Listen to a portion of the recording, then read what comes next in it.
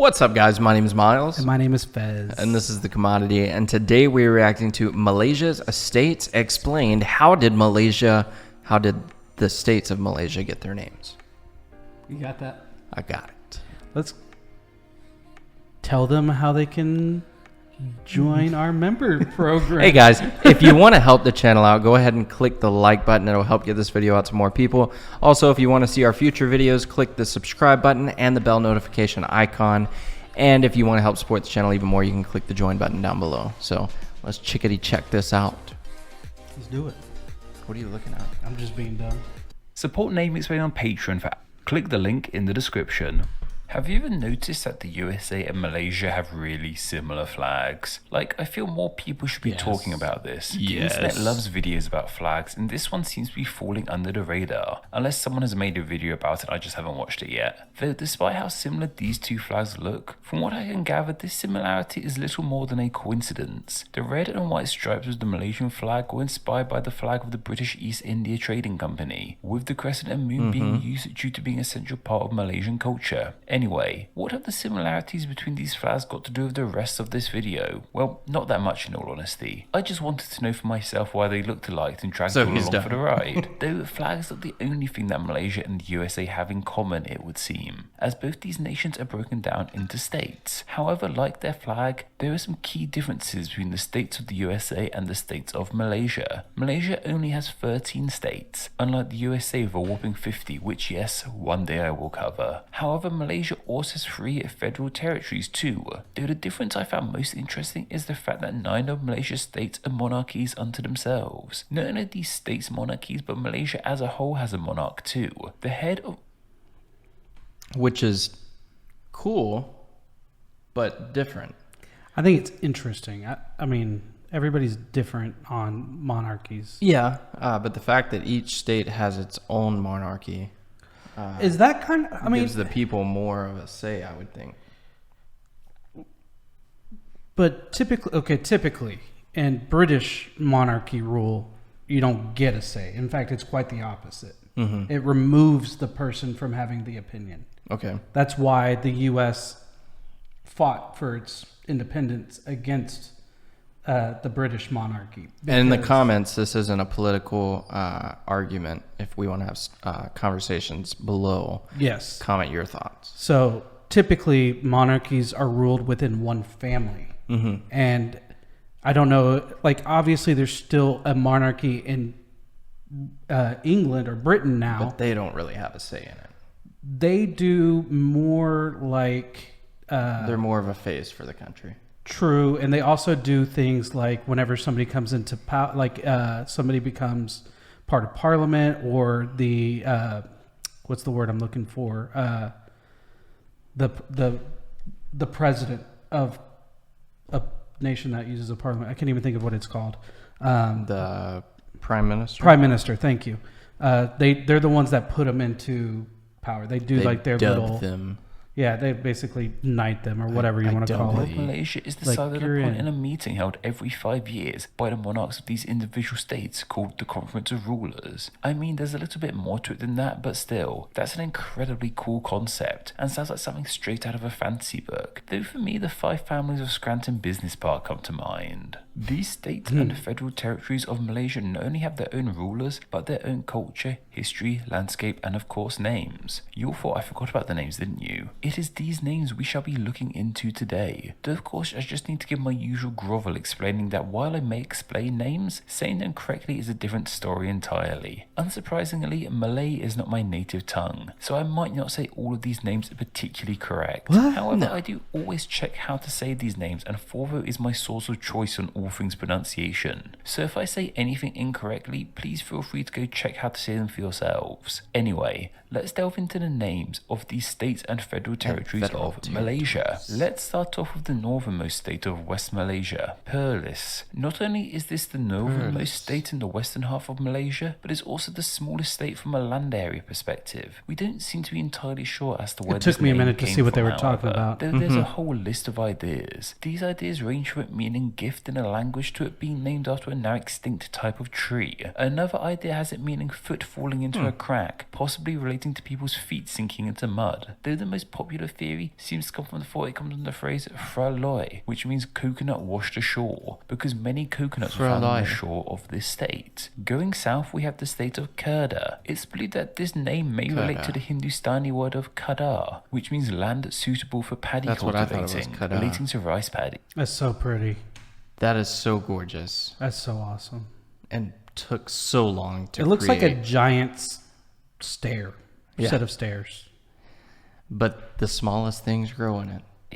This makes sense, as paddy fields and rice production is of huge importance to this state. The state of Penang is not only formed from part of the Malaysian peninsula, but also a small island. This island is called Penang Island, meaning the state as a whole is named after this island, which is a part of it. Penang is also named after a kind of nut, like perlis is thought to be too. It's thought it comes from the Malay Palu Penang, which means areca nut island, with the areca nut growing on the island. As we head east on the western his half voice of got Malaysia, really we arrive deep. at the state of Kelantan. This is another state with a handful of etymological ideas. The popular idea is that it means the land of lightning, and as cool as that name is, I'm not too sure why it would be called that. I found no evidence that this part of the nation gets more lightning than others, though let me know if that isn't the case. Other ideas claim the name comes from a Let type us of know tree too. that grows in this area, that it means shiny/glittering, or that it means clay pool. All different ideas, that's for sure. The state of Perak has a name that is also the name of something else in Malay, as Perak is also the Malay word for silver. This has led to many to believe that this state is named after the metal. Supposedly this state has a large tin mine. While tin and silver are two different metals, clearly the similarities between the two was enough to justify it being named after it.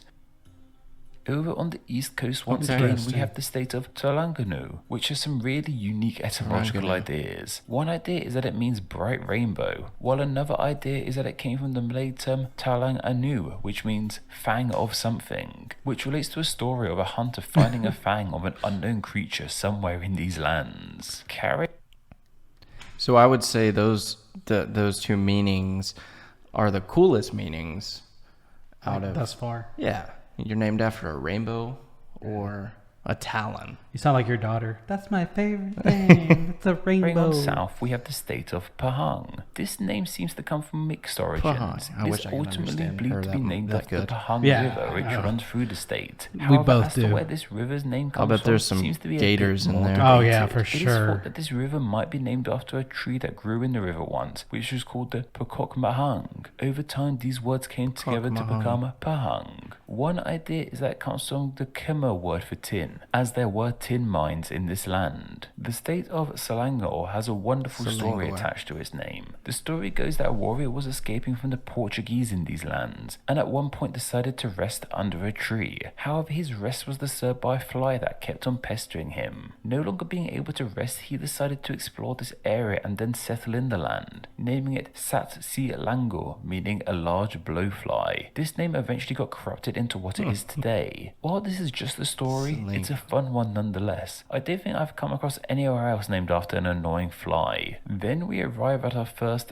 federal territory, Holy cow. This federal That territory looks so is beautiful. comprised mainly of the planned city of the same name, and this territory's city's name comes from Malaysia's first Prime Minister, Tunku Abdul Rahman Putrul Al-Haj. The latter half of the territory's name comes from a Malay word meaning success, to inspire success in the land. Then we move on to the So that's cool. What does Jaya mean? Yeah, let us know in the comments what Jaya means.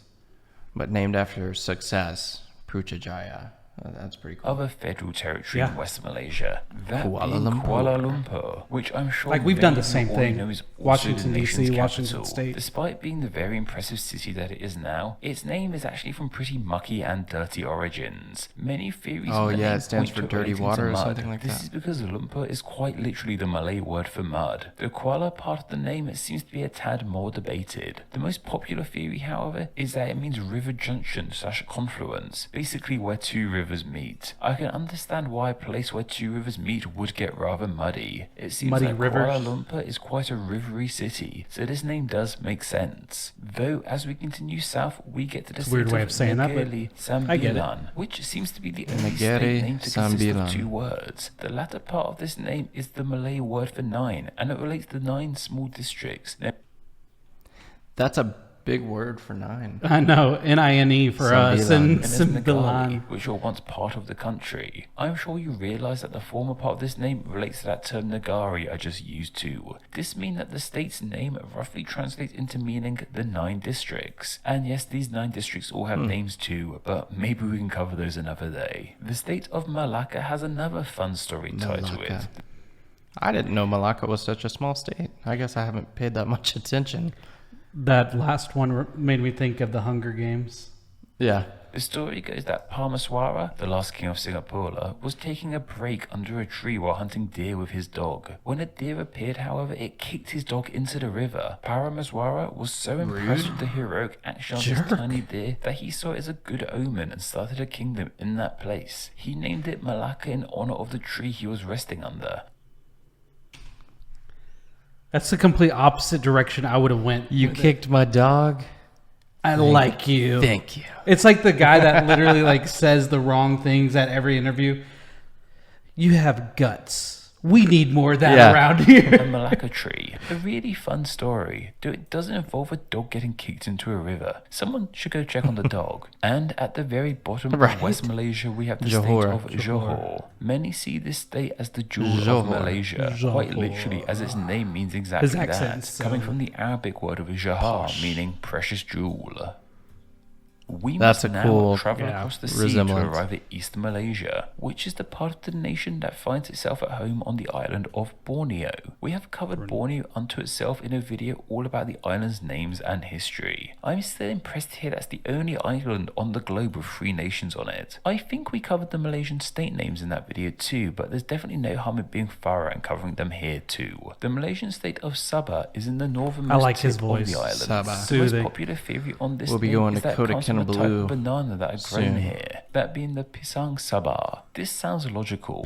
We've come across many places named after the produce that grow there. Then we reach the last federal territory in the country, that being Labuan. Labuan is a smaller island off the coast of Borneo, and its name is thought to simply mean harbour. This makes sense too, with it being an island surrounded by water and everything. And lastly, we have the largest state of Malaysia, Sarawak. This state is believed to be named after the Sarawak River that runs through it. We have a friend named Cheep Cheep. That lives in How exactly this river got Isn't its it name also one of seems like to the be least too populated? short. The most I think so. It's the largest, but yet least populated. That was mined in this area. So it's a state named after a river, named after a mineral. That's certainly a rather unique way for a state to be named. But in this video, we've also seen a state named after bananas, a state named in ode of a deer kicking a dog into a river, a state named after an annoying fly, and a city named Did you after say a deer mud. being a It dick and cannot kicking be a dog denied into that the Malaysia so. is a very unique country with some very unique names Yeah, and it is. name meanings. Just A very beautiful country. Penang was suggested by Alexander Davis, and thanks to their suggestion, they will now be honoured as naming. I think he's done. Yeah. Yeah. Well, no. they're saying that he's the one that gave a name. Yeah, it's a shout out. That's a really cool shout out of Patreon sainthood. That's a dope shout out. Gave him a certification and everything. That is pretty cool. Yeah, no. This definitely gives some insight as to, he said that the stories could or could not be, 100%. believed. Yeah. But it's And that's interesting. just names in general, especially when they predate everybody. Yeah. Just hearsay and just hopes that it's accurate, or because there's a town that's, I think it's southeast of us, called Gun Barrel City. Yeah.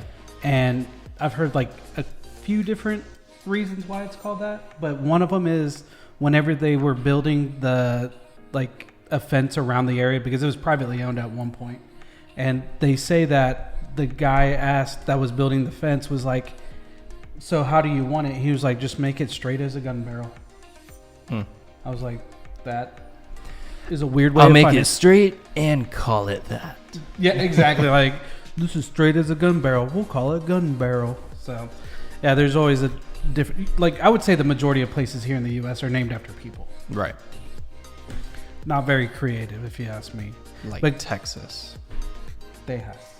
Yeah, it's named after George, Texas. You're stupid. I love you. Guys, if you enjoyed this video, give us a thumbs up, please. It helps out the YouTube algorithm. It gets it dispersed out. Also, if you want to see our future videos, hit the subscribe button and the bell notification so you'll be notified when our future videos drop.